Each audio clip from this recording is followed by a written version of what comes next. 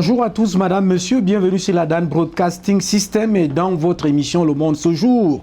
Et dans la trame de ces émissions spéciales, mercredi, vendredi, avec le président Georges Gilbert Baonla, une année s'achève, une autre commence. On aurait dû faire la rétrospective de tout ce que nous avons vu au cours de cette émission. On va le faire tout au long de l'année, mais avec ces premières émissions de fin et de début d'année, nous voulons revivre un peu le parcours de l'actualité mondiale et dans les actualités fortes, des actualités qui sont déroulées dans le monde.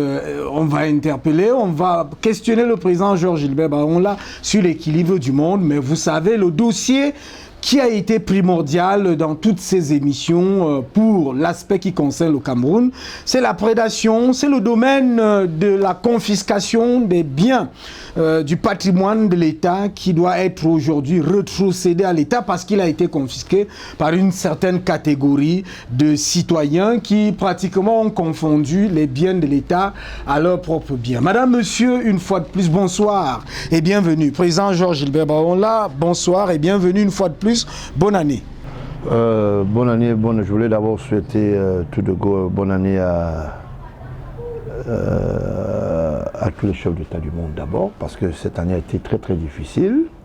C'est une année qui a été remarquablement prise en otage par 2017, je voulais dire. 2017, voilà, donc c'est un peu ça, je voulais le dire. Ça a été pris en otage par la sécurité. La sécurité a été la projection phare dans toutes les nations. L'insécurité a réanimé le débat politique vers la sécurité. Et je voulais leur dire, leur souhaiter, je voulais dire bonne année, et particulièrement au couple présidentiel camerounais, le couple Biya. Et j'estime que ce débat d'insécurité devra être intégré dans le caractère de la demanderesse, c'est-à-dire écouter aussi la citoyenneté. Parce que vous savez, l'insécurité, pour moi, selon des expertises faites tout au long de cette année, il y a une insécurité absolue de l'intégration citoyenne. Et il faudra redéfinir dans chaque nation une place importante. C'est pas seulement le Cameroun, vous allez certainement revenir, c'est pas seulement le Cameroun, on a vu des attentats partout, on a vu des attentats au cœur de Paris, on a vu des attentats au cœur de Londres, on a vu des attentats au cœur de Washington, et tout cela c'est aujourd'hui, comme disait le président de la République du Cameroun, à menace globale, réponse globale. Oui, à menace globale, réponse globale. Parfois il y a les réponses scientifiques aussi. Ouais. Donc aujourd'hui, je crois que le débat d'insécurité devra être un débat pris en compte au niveau de la discursive politique, sur le plan mondial. Maintenant, si les gens estiment que c'est un débat sérieux, il faudra redéfinir la proximisation citoyenne et l'intérêt citoyen. Qu'est-ce que vous voulez dire par là? Parce que peut-être il faudra battre en brèche cet obstacle congru où les chefs d'État vivent dans les tours, les citoyens vivent dans la rue. vous crachez le morceau finalement. Oui, je veux le dire pourquoi. C'est pas un morceau. Je voulais simplement dire qu'il faut redéfinir un nouveau calendrier de globalisation, d'animation au niveau de la citoyenneté vers l'autorité suprême et de l'autorité suprême vers la citoyenneté. Mais j'ai dit vous crachez le morceau parce que vous, ce que vous imaginez là, c'est comme si c'est une espèce de confiscation des biens et du pouvoir sans qu'il y ait circulation. Ouais, ce n'est pas le cas seulement au Cameroun. Ça existe un peu, cette parodie un peu partout. Je peux le dire aujourd'hui, dans toutes les classes politiques aujourd'hui, il n'y a pas un effet retour de communication entre la masse et le sommet. Il faudra briser cette glace.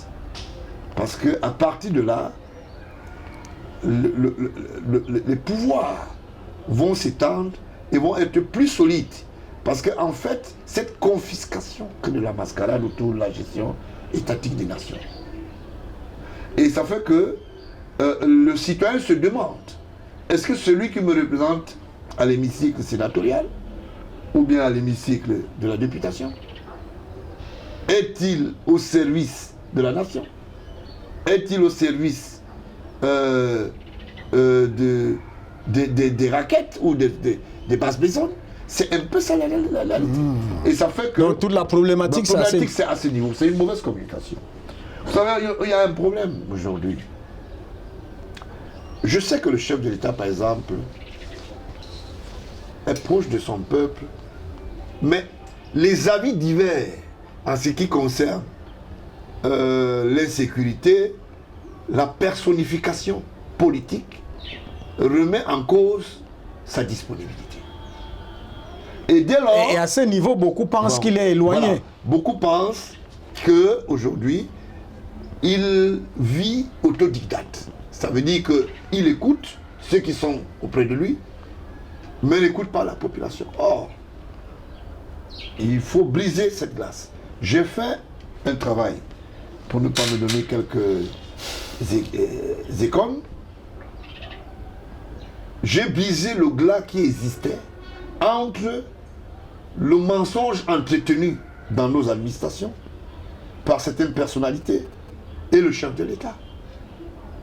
Parce que quand vous avez des demi-dieux, quelqu'un vous dit Béliga Eboutou est le demi-dieu, alors qu'il n'en est pas le cas, il est directeur du cabinet civil, ministre, il n'est pas le vice-président de la République. Mais en réalité, dans le cas pratique, c'est comme si... Non, c'est de ça qu'il s'agit. Vous avez compris. Et c'est pour ça que j'ai pris en otage et j'ai dit, voilà le problème en public. Vous comprenez? J'ai brisé les glas de ce qu'on appelle le magnétisme de, comme on dit au quartier un peu, de la fémania. Moi j'appelle ça de l'imposture. Les gens s'arrosaient un certain nombre de statuts et mettaient en mal et la politique du renouveau et les citoyens, sinistraient le peuple, d'où l'histoire de la foncière, la prévarication, la corruption. La crise anglophone est passée par là. La crise anglophone peut se faire entendre si c'est un débat scientifique et non des foyers d'hostilité comme je vois là. Comme la crise francophone aussi peut un jour se faire entendre. Mais pour que ce soit des débats scientifiques et non de foyers d'hostilité, où il y a mort d'hommes. Alors, je me suis rendu compte... Il y a mort des éléments de l'armée, pratiquement. Il y a mort d'hommes en général, je le dis. Oui, ok. Donc c'est pour ça. Donc, c'est pour ça que j'estime qu'aujourd'hui, que le monde puisse se faire prévaloir. Et qu'à un moment, qu'on brise cela. Que ça ne soit pas des gouvernements fermés mentaux avec le marteau contre le peuple, que ça soit un peuple conscient, au strict respect des institutions étatiques, des institutions plutôt de respect hiérarchique, ça va aller. Et tout le monde va se retrouver dans un plat. Et c'était ça, ça a été ça mon devoir. Vous avez vu, j'ai affronté un certain nombre de chantiers depuis plus de 20 ans. Aujourd'hui, que vous vouliez ou pas, il y a un résultat. Quand quelqu'un vient dire devant la télévision,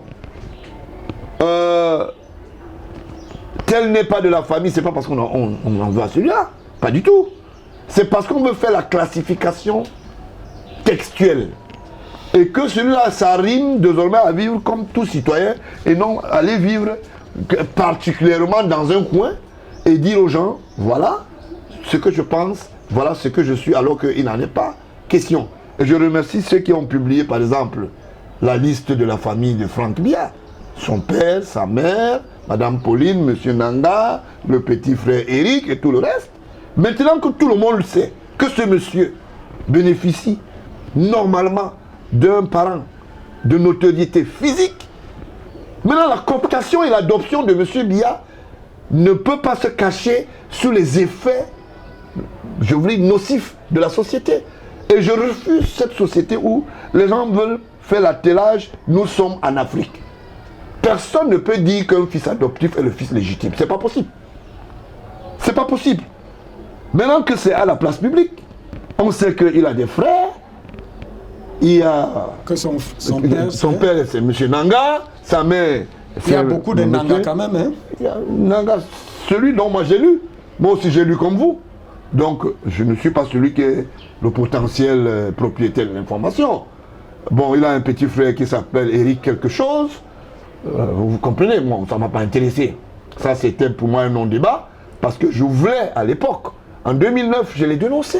En disant non, la prévarication ne devrait pas être le nid de la famille présidentielle. Maintenant, ceux qui bénéficient de ce qu'on appelle des us devraient prêter le flanc à un exemple et non à une logique qui n'est pas dans l'assiette du chef de famille. Vous comprenez à peu près? Donc c'est de ça qu'il s'agit. Et ça fait aujourd'hui que le temps finit toujours par me donner raison. Maintenant, ceux qui ont gueulé, qui ont dit, oh, monsieur, ben, on l'a dit des choses parce que... Son père, c'est Jean-Paul Nangabanda, c'est ça? Ce que j'ai lu. Et j'ai entendu que maman Pauline et tout le reste. Et il a même des frères et tout ça. Moi, je ne savais pas. Je suis surpris. Mais je sais quand même que c'est un fils adoptif de monsieur Biya. Ça n'en est pas... Il n'y a pas question ici de dire il est comme Brenda, qu'il est comme Junior, comme Baola. Non, non, non. Non, non, non. Ce n'est pas de ça qu'il s'agit. Maintenant, on l'accepte comme un frère. D'accord? Dans le contexte africain. Alors, j'attends que le frère vienne aussi défendre papa. Vous savez que dans la famille africaine, quand un commence, l'autre suit. Mais depuis que je suis sur la scène politique, je crois qu'il n'y a pas... Je ne le pressens pas beaucoup. Et moi, je n'aime pas aller attendre à l'aéroport papa. Vous savez, quand on attend un papa à l'aéroport, ça veut dire qu'on le rencontre difficilement. Vous comprenez? Et si on le voit souvent, on a besoin de l'attendre à la maison et lui parler des affaires de famille. Vous comprenez? Donc l'aéroport n'est pas un endroit indiqué. Je voulais un peu éluder ce débat, balayer cela du revers de la main. On voulait dire que... On va aussi... Oui, c'est un peu ça. L'aéroport n'est pas un endroit indiqué de famille. Sauf si vous êtes dans le protocole. Et je voulais battre en brèche un mensonge qui a été étalé par le cabinet civil. Je n'ai pas dit Belinga Eboutou. Je n'ai pas dit le secrétariat général. Je n'ai pas dit X. Mais je dis que le mensonge est sorti de la présidence. Et comme je sais qu'il y a des gros menteurs là-bas, et certains croient qu'ils sont autorisés à faire un certain nombre de choses, je leur dis d'arrêter très vite. Certains Camerounais ont fait croire ici que Franck Biya était conseiller du président de la République. Je dis non. Quand vous êtes conseiller, vous êtes nommé officiellement, vous avez un matricule, vous vivez décemment, vous avez un bureau et vous travaillez en contrepartie. Vous avez un matricule, administratif. Oui. Et ensuite, vous avez ce qu'on appelle les droits de compensation salariale. Je ne vois pas pourquoi est-ce que ça peut être caché. Ça, c'est pas bien. C'est l'animation du népotisme. Maintenant, ce n'est pas le jeune qui m'intéresse. Je voulais dire aux autres qui sont à côté, qui ont dit que j'ai été élevé par le président de la République. Le président de la République a 83 ans. Il ne peut pas élever un enfant qui a 70 ans. Sauf si, quand il était né, il a trouvé celui-là et il était un enfant vieux. Et lui, il élevait l'autre qui était... dans la tradition africaine. Donc, non, la tradition africaine ne veut pas dire que quand on a 13 ans, on peut élever un enfant de 10 ans. C'est pas possible. Ça, c'est de l'ignominie. C'est de ça qu'il s'agit. Vous comprenez à peu près. Maintenant, dans ses accointances, M. Biya est libre de choisir ses collaborateurs en fonction de sa demande et de la demande pressante de la nation. Surtout avec le profil de compétence. Donc je ne vois pas pourquoi c'est un Sarim. Non, l'autre est très proche parce qu'il était le cousin de l'autre. C'est des conneries. La République n'attend pas ça. Tous les Camerounais sont égaux face à la loi. Tous les Camerounais ont le même devoir. Et il est question ici de regarder le Cameroun positivement en mettant de nous-mêmes nos énergies pour que nous puissions continuer dans la prospérité du développement de notre nation. Il n'est pas question ici d'identifier le pourquoi et le comment, qui est tel, qui est ceci. C'est vrai, à un moment, on peut redéfinir le statut de chacun. Ouais. D'accord? On appelle ça les essences naturelles.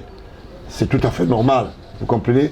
Mais il ne faut pas se douter de cette illégalité pour dire c'est la légalité.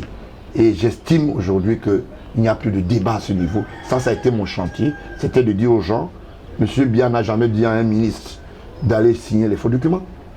M. Biya n'a pas envoyé le ministre Abba aller piller les caisses de l'État.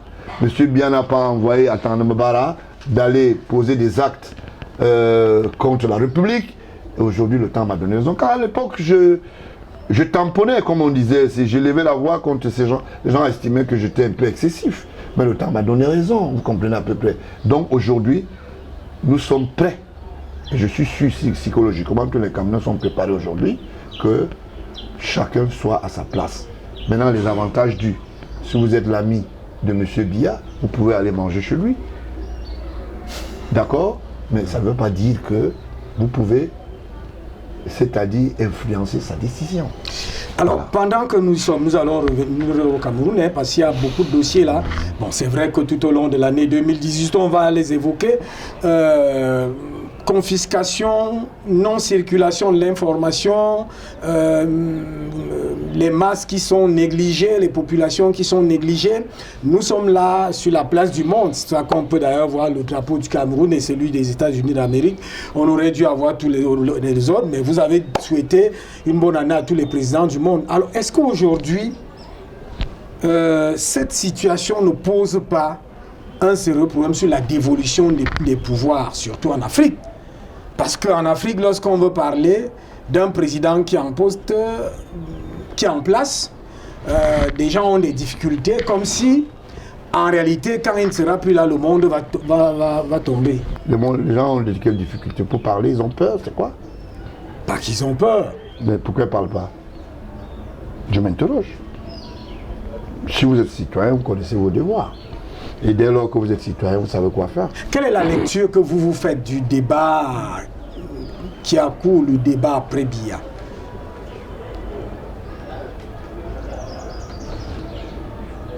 Le débat d'après Biya est un débat pour moi qui est un débat clos. Un débat clos? Oui, je vous dis pourquoi. Biya déjà, en tant qu'entité institutionnelle, président le plus chef de l'État, baliser le chemin de la démocratie. Aucun Camerounais ne peut aller à Etoudi s'il n'est pas passé par les urnes. Il a fait redéfinir un certain nombre de choses à travers des chambres d'homologation. Maintenant, c'est nous les acteurs et les prétendants qui devons maintenant respecter, disons, cette traçabilité, c'est tout. Mais maintenant, l'après Biya, quant à dire qu'on va faire l'échantillonnage en disant que,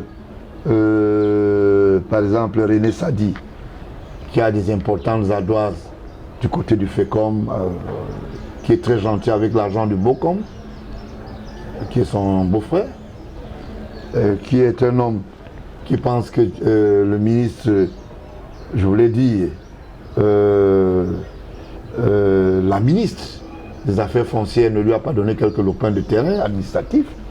Et pour cela, il doit lui faire des griefs. Lui qui estime qu'on peut organiser une manifestation et qu'un matin, un sous-préfet soit instruit par lui que cette manifestation ne doit pas s'organiser à ce niveau parce qu'il veut s'attaquer au délégué de la communauté urbaine qui en est l'organisateur. Et qu'aujourd'hui, il soit en train de tirer la poubelle avec des vanniers à la main, à la pelle, avec sa laudatrice du côté de, je voulais dire, de Biemassi. Vous comprenez qu'il y a un problème. Candidature, oui, peut-être évoquée, mais non. Parce que ce n'est pas des hommes politiques, c'est des administrateurs. Moi, ce qui m'amuse, et je vais vous définir pourquoi est-ce que les ministres de Biya, 90% ne sont pas des hommes politiques. Pourquoi? Et parce que dans la plupart des cas, ce sont eux qui sont réfractaires au débat. Dire, qui fait la politique en fait un foyer professionnel. Oui. Ça veut dire que c'est votre dada, c'est votre boulot. Vous ne pouvez pas faire de la politique.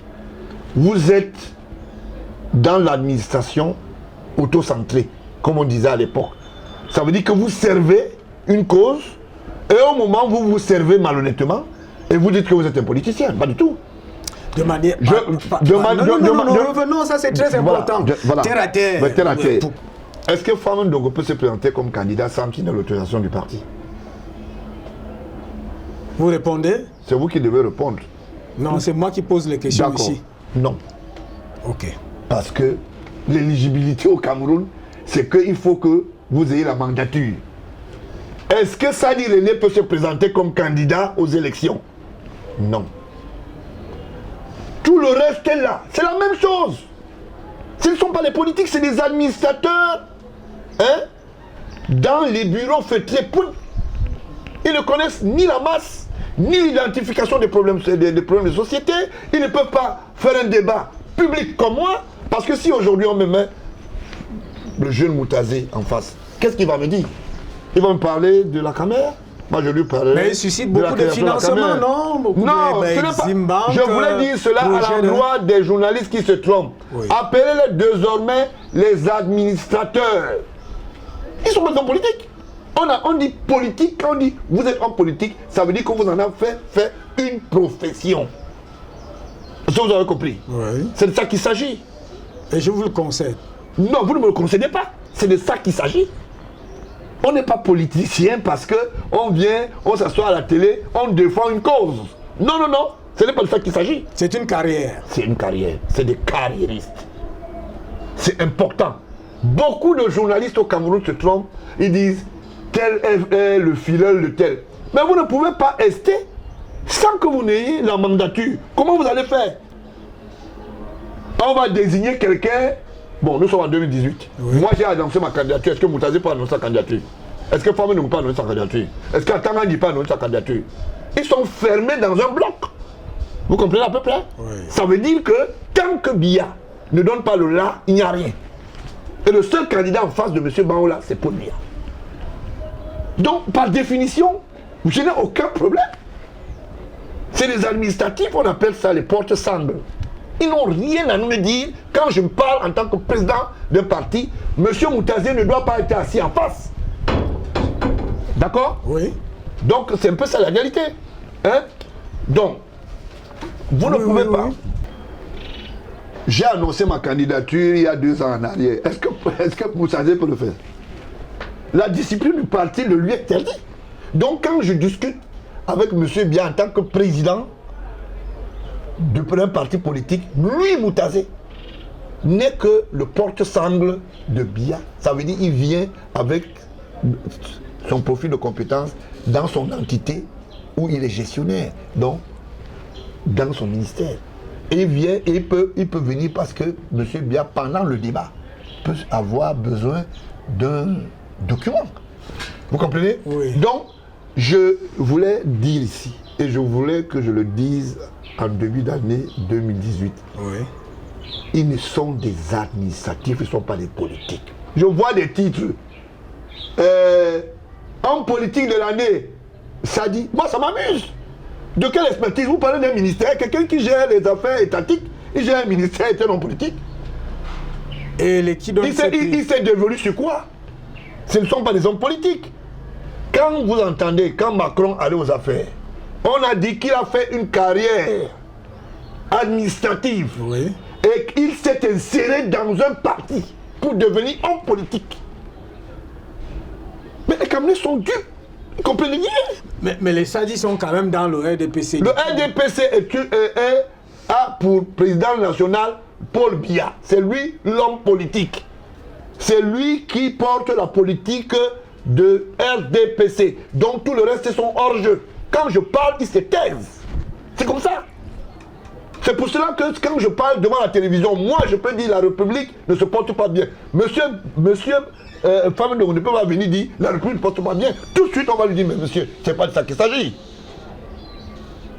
C'est pour ça que je bénéficie des armoiries de protection. C'est de ça qu'il s'agit. Vous comprenez? Alors, je vous donne un exemple. Oui. Je suis l'ami du président Trump, avant qu'il ne soit aux affaires. je serai reçu dans les tout prochains jours. Est-ce que vous pensez qu'un ministre de la République écrit une lettre à un président, lui, on va lui faire le background? Mais vous faites quoi comme ça? On va le renvoyer au président. Non, on le renvoie aux us professionnels. Vous vous êtes trompé. C'est de ça qu'il s'agit. C'est pour ça que toutes les administrations dans le monde, on n'a jamais dit que quelqu'un est un homme politique sans qu'il ne soit dans la logistique politique. Ils accompagnent un système politique. Mais ils ne peuvent pas être des acteurs. D'accord? Et quand quelqu'un dit, comme le souci des Camerounais, oui, qui sera l'héritier? Ah, vous arrivez. Qui sera l'héritier pour le successeur? Le successeur de qui? Du président Paul Biya. Du président Paul Biya. Ok, d'accord. Si jusqu'à date, par conjecture, Paul Biya ne s'est pas prononcé pour dire je désigne tel qui devient le représentant politique de notre parti, ça veut dire qu'il y a un problème. Ils vont concourir avec quoi? Ils ne peuvent pas concourir. Ils sont HS. Même si Paul Biya n'est pas aux affaires aujourd'hui, je vais vous dire quelque chose que vous ne savez pas. Un ministre ne peut pas dire comme j'étais ministre de la Défense, je m'en vais être président. Comment ça? Puisque la logistique intellectuelle, structurelle dit qu'on passe par la voie des urnes et d'une entité politique pour devenir chef d'État. Vous avez violé la loi? Alors comment tous ces dauphins, dauphinats... Le dauphinat n'existe pas. Comment vous le dites alors que le débat a cours là-dessus? Paul Biya a balayé ça en installant la démocratie. On a redéfini les lois, on a réaménagé. De quel dauphinat j'en parle? Paul Biya lui-même n'a pas le droit de prononcer que telle personne est son dauphin. Je le dis devant la télé. Il n'a pas ce droit. La loi ne lui permet pas ça. Dis-moi quelle est la loi qui permet à Paul Biya de dire que tel est son dauphin. Ça a été voté quand? Mais vous êtes vraiment, n'amenez pas les gens, les Camerounais, comme si c'était du bétail. Mais vous connaissez quand même le débat. Non, avec les figures qui sortent. Non, les figures de quoi? C'est des figurants. Quelqu'un écume les amphis universitaires, ne comprend rien. Ne comprend rien. Quelqu'un vient s'asseoir, il est dans un truc, il vous dit, dans un débat, il vous dit, je vous dis qu'ils vont se succéder. Un professeur d'université qui tient la science intellectuelle et qui fait ce qu'on appelle le transmis du savoir. Mais c'est très grave.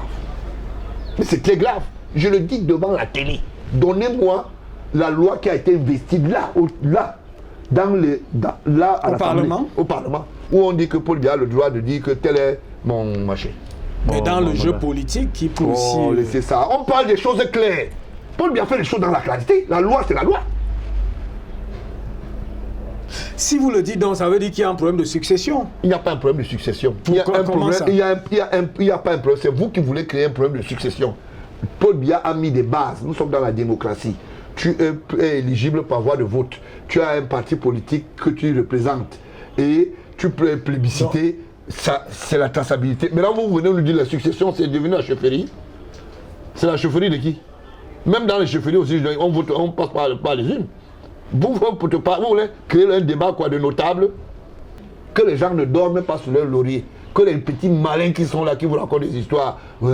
J'étais avec le chef, il a dit que je serais successeur. Mais vous connaissez quand même... C'est des histoires. Vous connaissez même à l'intérieur d'un parti, il faut l'éligibilité. Ça veut dire qu'il faut un débat intérieur pour qu'on te vote. Et de quelle succession on parle? C'est pour cela que moi, je dis que ceux qui sont en face, je ne les vois pas. Vous connaissez quand même l'histoire de la génération de 2011 avec tout le bruit et tout ce qui... La génération 2011, des impostures et puis les prévaricateurs, oui, moi je ne connais pas. Qu'est-ce qu'on appelle? Machin, ils sont les qui? Politiquement, je parle politique, ils sont les qui? Ils ne sont pas investis. Ils étaient parce que ça a été mis en lambeau par ces successeurs-là qui sont génération 2011, Jean-Marie Atangana Mabara et compagnie et autres. Vous savez ce qui m'amuse? Non. Jean-Marie Atangana finit de piller les caisses de l'État. Il va acheter les avions pour aller détruire tout un pays, une grenade volante. Après on nous dit Paul Biya a peur que Atangana Mabara le succède. Ah, donc vous connaissez quand même ça? Vous savez, ce qui m'amuse là-dedans, pour succéder à quelqu'un, il faut un processus. Il y a un chemin qui a été tracé, la loi est là. Comment, même si Paul Biya démissionne aujourd'hui, aucun ministre ne peut se présenter? Comment ça? Il faut que le parti investisse. Ah, il faut l'investiture du parti. C'est pas possible ça. Mais vous comprenez pas ça? Aucun, c'est des rêveurs. Mais ils vont se battre donc pour chercher... Il faut d'abord te battre à l'intérieur pour qu'on t'accepte d'abord comme candidat. Mais vous-même, vous ne voyez pas que c'est une situation compliquée? Puisque les partis sont structurés comme des entreprises, d'accord? Oui. C'est des entreprises politiques. Oui. Et ça obéit de cela. Si moi, je ne suis pas là aujourd'hui, Oui. celui qui va vouloir succéder à moi dans le parti doit être investi par le parti. Est-ce qu'il va se lever parce que il est secrétaire général, il devient président? Les lois sont claires. C'est des rêveurs. Ils rêvent. C'est pas parce que tu as parlé avec le ministre français du commerce, vous êtes venu faire un truc avec celui qui vend du ciment et l'huile de palme là, celui qui est, il a même une maison à côté de Tradex Bastos là. C'est Abanda, c'est qui là? Celui qui a fait fuir les Tunisiens là avec ces histoires compliquées. Non, il est propriétaire d'une maison là. Et je vais veiller au-dessus pour voir si ce n'est pas l'espace public. C'est à côté de l'église qui est à côté de Tradex Bastos. C'est à Banda. Il a perdu le nom quand il était à la banane. Il n'a pas pu vendre la banane à la bourse internationale. Vous pensez que des gens comme ça, ils sont éligibles avec quoi? Rien du tout. C'est pour ça qu'ils emmerdent les jeunes. Et les jeunes ne comprennent pas. Ils entrent dans un jeu tout en disant oui, ils sont là déjà, ils ont les avantages. Quel avantage? Quel avantage? L'espace est là. Quel avantage ils ont? N'appelez plus ces gens ministres politiques, ils sont des administrateurs. Point. Ça s'arrête là. Quand ils vont devenir des hommes politiques, nous allons constater. Et comment ils doivent devenir les hommes en étant investis par le parti? Mais attends, tu ne peux pas venir. Voilà, nous, on va concourir. Moi, je vais concourir. Maintenant, pour que je ne puisse pas concourir, il faut que je ne respecte pas une certaine orthodoxie. Vous comprenez? D'éligibilité. Mais je déclare haut et fort, le monde entier sait que M. Baola, président du Parti républicain, est investi par son parti pour 2018. Le parti a des règles d'hygiène et les lois sont claires. Dès lors que le parti ne déconstitue pas un individu qui prône aux affaires ou à la tête du parti, ça veut dire que le parti t'a réélu et te fait confiance. Ne confondez pas la réorganisation de l'éligibilité périodique où on dit qu'après 5 ans, on doit reconduire. Ou bien on doit passer par tacite, ou bien par investiture au niveau de la chambre forte. Par exemple, du bureau national. Non. Est-ce que le mandat de M. Biya aujourd'hui lui autorise d'être candidat? Oui. Parce qu'il a été investi et le temps qu'il a encore aux affaires, il n'a pas besoin du bureau national pour se présenter. Bon, on a compris ça. Non, ce n'est pas ça, il faut expliquer aux gens. Parce que les gens comprennent comme si Paul Biya en janvier va aller demander au président du parti, bon, vraiment comme vous voyez là, comme je voulais me placer, il n'y a plus rien. C'est pour cela que les menteurs dans le parti du RDP disent que c'est le candidat naturel, parce qu'ils savent qu'il n'y a aucune refonte avant septembre. Il n'y a aucune refonte. Les textes du RDP, nous tous on les lit, non? Comme même titre comme le parti républicain. Biya n'a pas besoin pour se présenter. C'est sur le plan. Il est le candidat. Il est le candidat de la continuité. Pas de. Ils ont leur histoire là. Naturel. Non, naturel, c'est la naturation, ça n'existe pas dans la loi. La loi dit que elle est claire. Ce monsieur, est-ce qu'il est investi jusqu'à la période de septembre pour concourir? Oui. C'est bon. Mais cette affaire de naturel est même venue comment? Non, c'est la naturation. Il y a des gens qui trouvent des mots mal placés à la place pour justifier un certain nombre de choses. Comment vous dites les mots mal placés? Mal placés à la place, ça veut dire qu'ils font des dictons. Ils ont dit même parfois qu'ils sont dans le RDP progressiste. L'autre dit je suis dans le progressiste. L'autre dit il y a aussi les biaïstes. Oui, il y a les biaïstes. Vous comprenez que c'est des petits malins, ils n'ont pas de chantier, de prédilection, donc c'est pour ça qu'ils font ça. C'est ça qui s'agit. Est-ce que ça ne complique pas, je veux dire, la vie politique? Est-ce que ça... Je vais vous donner un exemple. Oui. C'est un petit frère, c'est même... il est de la génération du petit Franck. Précision, fils adoptif, pas utérin. C'est important. Parce que l'inceste n'existe pas chez les Yézoum. Les Yézoum sont des nobles. Donc laissez-nous les histoires du quartier. C'est pour ça que je précise encore. Et merci pour ceux qui ont publié la liste des parents. Pour dire que je ne comprends pas. Quand Messanga Nyamding arrive, il arrive, j'ai beaucoup d'admiration pour lui. C'est vraiment, il dit qu'il est autopiaïste. Vraiment, j'ai beaucoup d'admiration pour lui. Mais j'ai l'impression. Mais vous savez quand même qu'il dit beaucoup de vérités. Les vérités lesquelles? Celles qu'il lit dans les bingos. Bon, vous avez beaucoup d'admiration pour lui. J'ai beaucoup d'admiration. Je vais vous dire quelque chose.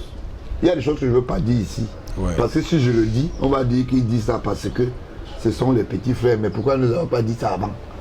Parce qu'au Cameroun, dès que tu dis une vérité, on dit que pourquoi tu n'es pas venu dire? Il fallait dire avant. Si tu dis après, on dit que pourquoi tu as dit après? Finalement, on ne sait même pas là où on s'en va. Quand il arrive sur un plateau, est-ce que Messanga Nyamding peut réunir un quartier? Je dis seulement, il peut réunir 100 personnes. Vous répondez? Vous nous répondez. Non mais moi... Politiquement, que représente Messanga Nyamding en tant que sur le plan d'aura électoral? Quand vous placez Messanga Nyamding, par exemple, comme homme politique, moi je dis homme littéraire, scientifique, l'homme des universités, le professeur. À ce titre-là, il peut avoir des voix, hein? D'accord? À l'université, vous allez transporter... Pas seulement à l'université, puisque... Oh, laissez tomber. La politique, c'est pas qui veut, c'est qui peut. On ne va pas en politique mal chaussé. Si tu es mal chaussé, tu vas te casser la gueule. C'est ça qu'il s'agit. Dans l'exemple, achevez avec l'exemple. Je peux vous donner même encore un autre exemple. Lequel des candidats ou bien lesquels des prétendants dans le RDPC a démissionné et il a eu un parti politique où il a 100 personnes. Donnez-moi le nom d'un seul. Qui a démissionné sous l'ère de Renouveau. Donnez-moi le nom d'un seul. Même Cavaille, le prédateur patenté là, il démissionne aujourd'hui, demain, même dans son Tokombéré natal, il n'aura même pas les paysans, les berbères. Si démissionnent, on va. La technique aussi, c'est que ceux qui démissionnent, on les asphyxie. On les asphyxie sur quoi? On t'empêche de marcher. Sur le plan économique, sur le plan financier, sur le plan... On a asphyxié Kamto. Allons-y. On a asphyxié Aya. On continue. Aya a quand même fait la prison. prison. Asphyxié. Est-ce qu'on a asphyxié? Pourquoi Aya a fait la prison? Pourquoi Aya a fait la prison? Mais beaucoup font la prison. Si vous faites la prison parce que vous avez posé un acte, est-ce qu'on vous a dit que... Mais il a été libéré sans que rien ne soit requis à sa charge. C'est ce que vous avez dit. La grâce présidentielle a deux formulations. Si vous la sollicitez, c'est sous la discrétion du chef de l'État. Si vous ne la sollicitez pas, le chef d'État peut apprécier toujours sur sa discrétion. Donc, on ne dit jamais quelles sont les motivations pour la grâce présidentielle. Je mets quiconque en défi. Même les meilleurs puristes juristes, il n'y a jamais eu de grâce présidentielle où on dit que parce qu'il n'a jamais rien fait. La grâce présidentielle, c'est la magnanimité exceptionnelle du premier magistrat debout. Pas assis. Mais je ne sais pas, on est dans quel... Les lois sont là. On a tous, il faut les dire. Hein. Vous pensez que quand Tshisekedi Djoua a été libéré avec Thierry Atangla, oui. Quand ils sont allés se confondre en justice, d'autres disaient qu'on va dissolioter. Vous savez que ça peut prospérer? La loi est claire là-dessus. La grâce présidentielle bénéficie du mutisme discrétionnaire. Ah, donc ceux qui sortent doivent se taire. Du mutisme discrétionnaire de celui qui met en exergue, hein, étant en fonction. Maintenant, ceux qui sortent sont les bénéficiaires, ne peuvent pas attaquer ni l'État, ni l'instrument, ni l'ordonnateur. Quand je parle d'ordonnateur, celui qui décrète. Ça veut dire que Paul Aya Abine ne peut... Vous n'en pouvez pas. C'est pour ça que la grâce présidentielle est que allez lire. Vous allez voir comment elle a été formalisée. Vous comprenez? Donc, quand je vois des gens dire des choses, quand par exemple un Camerounais, on lui a causé du tort, il a le droit de porter plainte, tous les jours ça se passe. Ouais. Hein? Mais un Camerounais qui bénéficie de la grâce présidentielle, ça bénéficie de la discrétion absolue de l'ordonnateur, donc de celui qui décrète. Le président de la République ne va pas venir vous dire pourquoi. Et ce sont les lois fondamentales, qui ont, c'est-à-dire mûri, compacté cela comme ça. Quand tu veux ou pas, c'est comme ça. Alors, vous avez pris un volet très important tout à l'heure, celui de déglacer, permettez-moi l'expression, la glace qu'il y a entre les gouvernants, les dirigeants et le peuple. Par quelle méthode, par quel processus, quelles sont les solutions à ce niveau? Les solutions, on les a, mais c'est la mise en application qui devient difficile.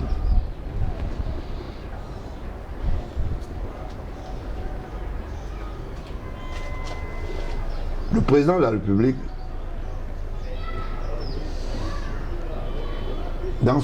dans sa légitimité, a ce qu'on appelle des collaborateurs.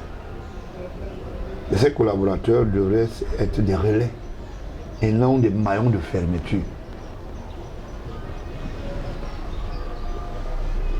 Si un Camerounais envoie une demande d'audience, mettez-la dans le paragraphe que le chef d'État voit ça. Ça vous gêne en quoi? Si le chef d'État a dit, monsieur, gérez et rendez-lui compte. Ne décidez pas comme si c'est vous qui devez savoir qui vient, qui doit partir.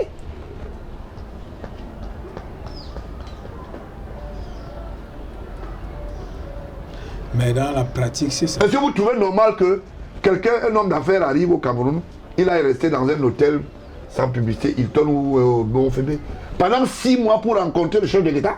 Est-ce que vous trouvez ça normal? Il avait beaucoup de patience, 6 mois.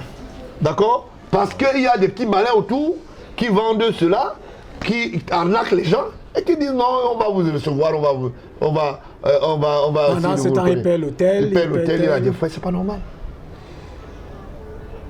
Ça a créé des problèmes dans le renouveau économique. Les grands chantiers prennent des coups parce que les gens ne veulent pas ouvrir les vannes.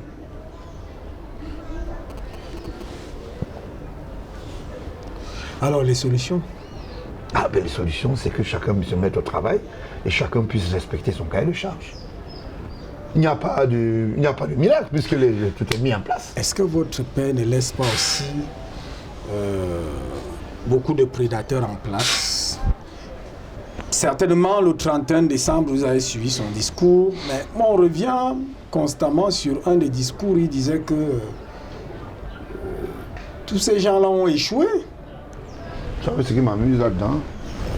Entre ceux qui sont allés et qui ont été mis en débat, d'autres allés en prison, et ceux qui restent à côté de lui, vous pouvez quantifier lequel des deux? C'est un problème de quantifier, c'est un problème de masse critique, comme vous venez de dire, qu'on reste toujours sur une fermeture entre le pouvoir central et les masses populaires qui ont besoin du bien-être dont les serviteurs, comme vous avez dit qu'on doit les appeler désormais les administratifs, les serviteurs doivent dispenser et ils ne dispensent pas.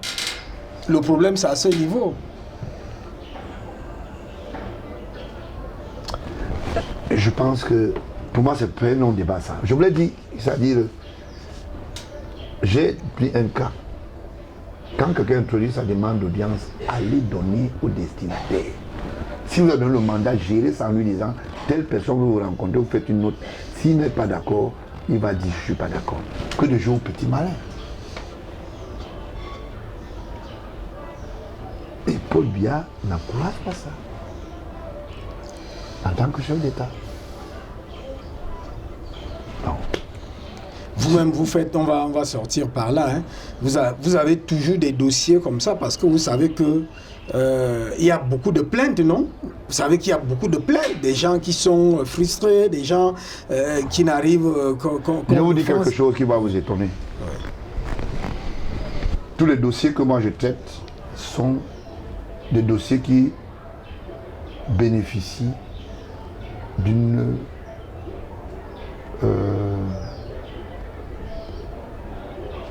position favorable. Vous allez dire que c'est parce que je suis plus jeune, tu as posé le problème. J'ai parlé du dossier cette année beaucoup plus d'un prisonnier qui est en prison pour rien. Fourni d'âme. Le chef d'État s'est penché dessus. J'ai parlé de Kandé Frédéric pour l'histoire de crédit foncier. Le chef d'État s'est penché dessus. J'ai parlé du dossier de l'armée, plus principalement le général Lokobi. Le chef d'État s'est penché dessus. J'ai parlé du dossier Tombia Aroko, dont j'avais commencé dans une autre télévision, pour ne pas la citer, Afrique Média, où nous étions ensemble. Tombia Aroko est tombé. Mais attends, j'ai parlé, ça a été clair. J'ai parlé dossier à Tanembala il y a quelque temps. Tout le reste, ils sont aujourd'hui mis sur le pantois. J'ai parlé du Tifondoni, ça a marché. Mais je ne comprends pas quelle est la difficulté qu'il y a comme non. Soit ils jouent au malais et chacun ne veut pas prendre le taureau par les cornes et ils ont peur de je ne sais pas de quoi.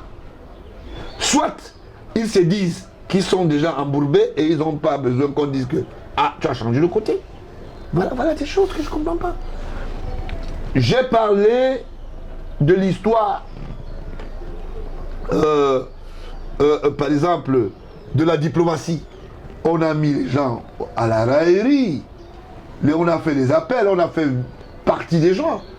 Mais vous pensez que quand vous dénoncez quelque chose aujourd'hui, ce n'est pas aujourd'hui que le résultat est là. C'est ça qu'il s'agit. Ouais. Vous comprenez à peu près?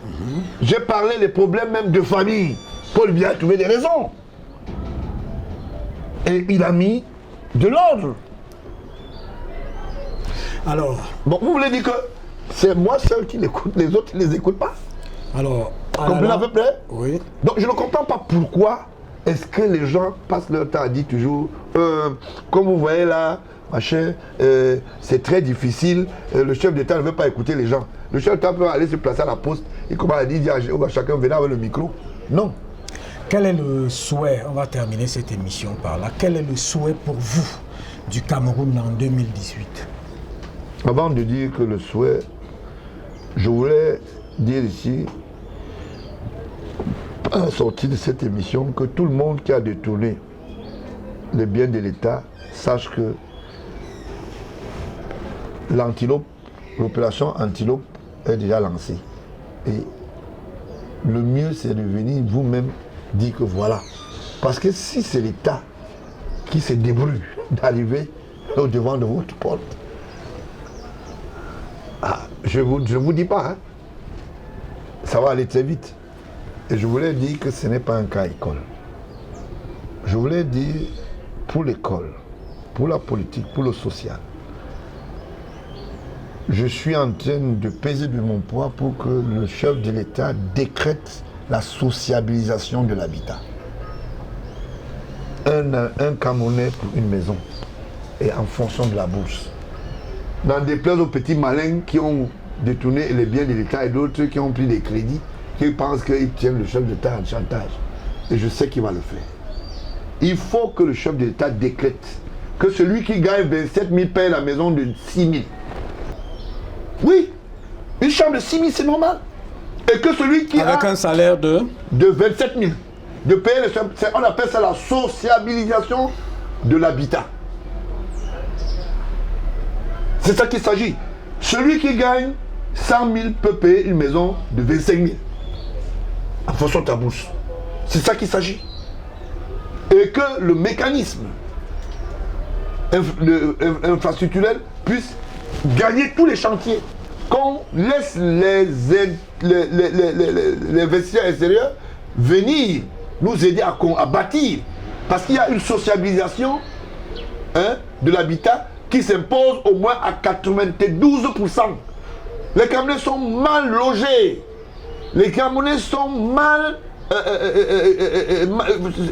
leur peau parce qu'ils vivent dans ce qu'on appelle les alléglis de la... je vous l'ai dit, du risque. C'est pour ça que quand on a un palu, on peut mourir. La deuxième chose, après cette homologation de l'habitat social, il va falloir intégrer le système de la sociabilisation de la santé. Les prises en charge doivent être faites parce que le Cameroun bénéficie quand même d'une certaine expertise et on peut créer ce qu'on appelle l'assurance maladie et non les assurés maladie. Comme ça se passe à Kamensur. Je ne sais pas si ça appartient encore à Kavaï, le président de l'Assemblée. Mais quand je passais là l'autre jour, j'ai vu sa photo dans le hall. J'ai fait un tour à l'intérieur. Je crois qu'il est encore là. Voilà. La troisième chose, l'intégration de la sociabilisation professionnelle. Que chacun à son niveau, en fonction de sa compétence, puisse respecter son cahier de charge. C'est simple. Que le fonctionnaire reste à sa place, que l'opérateur privé reste à sa place, que le journaliste reste à sa place. Et dans cette sociabilisation, il y a ce qu'on appelle l'intégration subventionnelle du travail. Parce que nous sommes tous des travailleurs.